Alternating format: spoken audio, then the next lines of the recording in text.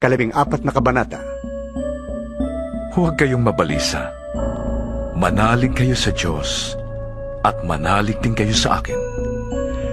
Sa bahay ng aking ama ay maraming silid. Kung hindi ito totoo, sasabihin ko ba sa inyong pupunta ako doon upang ipaghanda ko kayo ng inyong matitirhan? At kapag naipaghanda ko na kayo ng matitirhan, ako'y babalik at isasama ko kayo upang kayo'y makapiling ko kung saan ako naroroon. At alam na ninyo ang daan papunta sa pupuntahan ko. Sinabi sa kanya ni Tomas, Panginoon, hindi po namin alam kung saan kayo pupunta. Paano namin malalaman ang daan?